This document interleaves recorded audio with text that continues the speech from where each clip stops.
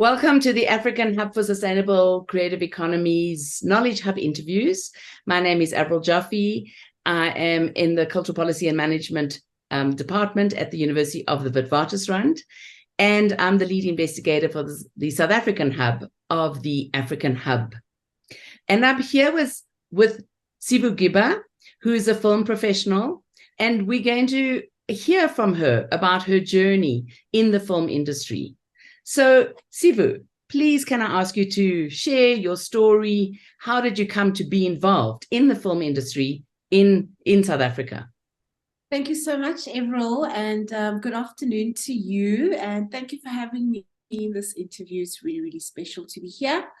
I started out in this film journey, not as a filmmaker per se.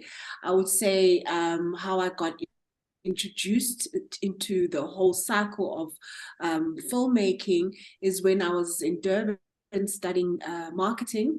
And in Durban, in the Technicon that I went to, which was DUT, you are required to do in-service training as you're studying. So I started going around kind of looking for agencies that I can work with because I thought I wanted to actually get into the advertising agency.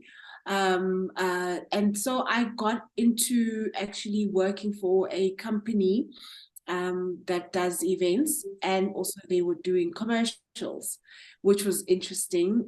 So I got to understand a little bit on the background of what that was, because we were doing commercials and all of that. And so that interest kind of grew, but I didn't really go into that direction until I got to Cape Town, one of my favorite provinces in South Africa. And that is where really the journey really began. I got to Western Cape to actually work within the business space under obviously doing marketing related work. And then I kind of got tired of it because I started seeing a lot of creatives, and, you know, they looked like they were having more fun than I was. So I started meeting a lot of friends and people, and then they told me about the industry, and I thought, hey, actually I'm into fashion, therefore maybe I should get in as a stylist.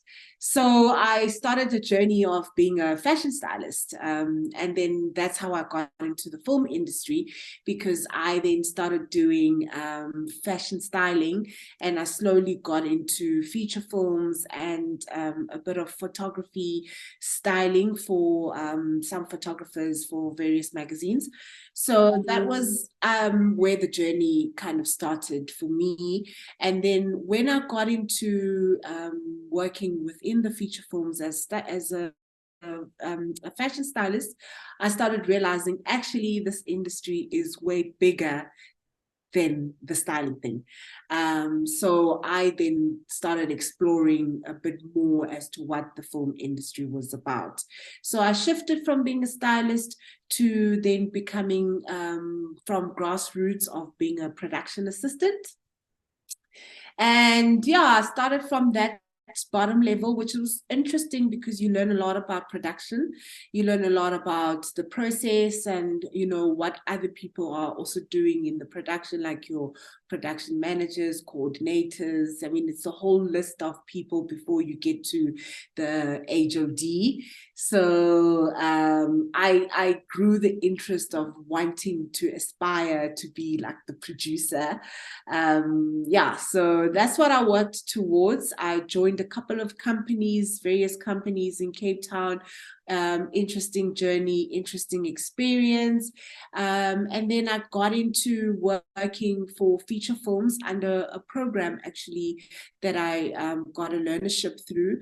And it introduced me to the whole space of being in feature films, but as an assistant director, as an AD. And working in the AD department was brilliant for me because you work with all the departments. You're not only confined to understanding one platform or one department. You actually work throughout knowing all the departments. So I was an AD. I worked for a couple of various feature films. I'm sure one of them you'd know, Mad Max, which was really quite cool. So yeah, and then eventually I was like, you know what, I actually want to gain the skill, the technical skill, the technical understanding of filmmaking, and I wanted to also gain a bit of qualifications around it. So I decided to go to school, and fortunately I got the bursary to study at Big Fish, which was amazing for me. It's a documentary film production school, also doing TV as well, but mainly focusing on documentaries. So enrolled, and I got the bursary to study, and that's where a different journey began for me. And the interesting thing about Big Fish, which kind of led to where I am at right now, currently in my life, is the way that they taught the syllabus. It was more like of a independent, they taught us how to be independent, you know, how to be independent filmmakers. You know everything technically, from camera work to directing to producing to editing, you know. So that kind of gave me a strong skill set to feel that, you know, I can actually do this. I can do this on my own as well as they gave you a kind of sense of understanding the business side of film, where you actually can be a business person and do your own production company, which for me sounded really great because I've always been into business. I mean, I grew up in business environment. My parents were business owners, so that was always something I liked from way back, and also what I studied into as well. So yeah, after I was done at Big Fish, I worked for a documentary production company, and that's where I actually learned the ins and outs of business, how to run the documentary production, because I was there as a production developer. So I had to develop a lot of content and to request funding for it. So I was like, oh, I'm good at this. I can get money. I can develop content. So yeah, I mean, eventually, I mean, I'm sorry for the boss, shame. I kind of left him a year into the work, and as he was enjoying my presence and my work skills, I was like, I'm off. So yeah, the reason I came to that decision, okay, apart from meeting my current business partner, who's also my life partner, was, I mean, we both from the Eastern Cape, and throughout our conversations that we used to have, it was always like, oh my gosh, you know, I wish Eastern Cape could have what we have, you know. I wish people from the Eastern Cape could do what we do or experience what we are experiencing in Western Cape, different production companies, a world of environment, I mean, a world of film making, the environment, the experience, the culture, the excitement. So for us, it was such a great honor, and for me, it was such an important conversation to have, because I did have an interest to want to obviously develop from ground and to see something grow from the ground up.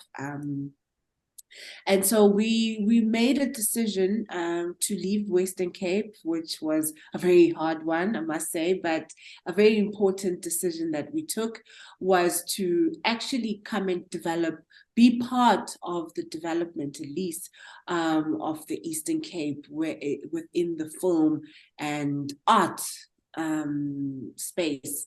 So yeah, that we took that decision in 2014, and off we left Cape Town and into the Eastern Cape to begin a new journey as entrepreneurs. And so we started out in 2015 in East London. That's where we are based. And yeah, that's where the journey of the company had started, which is SBM. And it's been an exciting journey, I would say, filled with a lot of challenges, because here we are in a new province. It's like a blank canvas that we are painting multiple colors, and, you know, yeah, I mean, you can only imagine Oh, that's wonderful to hear. And I was just wondering, going to one of the smaller provinces, the Eastern Cape, which is obviously your home as well. And I know you've been playing a role as an intermediary in helping facilitate the growth of the film industry in that province. Why do you think intermediary organizations are so important? Oh, that's actually a really brilliant question. I feel the need that to actually even pump more this message, especially to government organizations that make use of intermediate companies like ourselves and other companies that are especially in the small provinces, because we are coming from the industry, we are coming from understanding the business of the industry, and because we've made a decision to join, to start a business within a small province, therefore we understand the intricacies of what it means to gear and position yourself within a small space, and not start way too big that people cannot actually understand what it is that you are trying to develop or you are trying to change, or but pace it pace by pace according to the levels of people and who is available on the ground. Because sometimes what I've also picked up with, when government all of a sudden finds that, oh, we can actually develop something big and whatever in the small province, that they miss the point that not everybody is highly skilled and not everybody is understanding of what is on offer, because it was never there to begin with. And also infrastructure wise, there's not enough capacity to host a magnitude of what they see in other bigger provinces, or even maybe what they see outside of South Africa, for example. So it's good to make use of companies that are on the ground, developing on the ground, because then they can understand the dynamics of how to work with the people, how to work with upcoming, so sort of say like filmmakers, because you'd find that there would be funding opportunities, for example, that are opened up, but not everybody's tapping into it. Or you'd find that only maybe 70% people who are gaining the funding are coming from outside provinces, because obviously the funding has to get out, and who's in the province, they're not really tapping into it because they're not ready for that, or they're not in the capacity to actually get to that level of the requirements, the requirements, which is often like you must have already had 80% of the funding, and you must have a whole lot of intricacies in the business that is needed, which sometimes people don't have. So working with a company like ourselves and others that have already developed and grown and understood and shifted around a lot of things within the province is a brilliant way to go, because then we can serve as consultants in making them understand how to shift around their policies, and also how to create platforms for upcoming underskilled companies or underskilled personnel. So what advice would you want to give as a successful African filmmaker on, in this field? What advice would you give a young, aspiring Eastern Cape African woman coming into the film industry? What would you want to tell her? I think first and foremost, for me, what's important that I would say to any young upcoming female filmmakers, or even any other particular gender, is that I would say to them, you should first start off by understanding what your purpose is, what your purpose-driven push is. Like, why are you doing this? Why are you starting a business? Why are you actually a filmmaker? It's a difficult journey, but a fulfilling one that can actually make you a lot of money, that can give you a lot of success. But the journey is not smooth at all. There are times where it's rough. There are times where you've got to be strong. You've got to, understand why you're in this journey, even though it's tough or anything for that effect. Also, perseverance. You have to, as an entrepreneur, you've got to pursue. You have to be that person who perseveres, who actually understand what that term means, because often, most times, it's thrown around, but you don't really get it because you're not in the space of understanding what it means to persevere while you in any particular storm, or it's good or it's not, because entrepreneurship is up and down. Some days it's good, there's a lot of money coming in, and some days there's zero money coming in, and you've got to think outside the box and restructure and understand how to still survive, to actually move forward and not give up, because it's easy to just give up, find employment and forget about the dreams. But if you dream big and you know that, actually, I want my company to stand, I want a building of my own, I want whatever, it is that you aspire to, then you've got a purpose, that actually, no matter what happens, I know my purpose in life. I know why I've started this, and I know where my vision is going, and I'm not going to give up, because that's not the person that you should be when you're entering a business. You must be clear-minded as to why you are into this journey. Otherwise, just get into employment if one is not ready for entrepreneurship. Thank you, Sivu. And I think just to end, maybe tell us a little bit about what is your purpose and where do you see Sivu Giba in the future? What are your future goals? Wonderful. My future goals are to have a building that I own. I've always actually wanted that, to have a building that will host our production company, where we are actually hiring people that we've groomed. Our company also does a lot of youth training in terms of skills development and internship programs. So my vision then would be that they would come into our company and feel like they're in any other production company, like in Western Cape or Gauteng or wherever, a cool production company that does awesome stuff, and that has money, and the employees are growing financially. They have their own cars.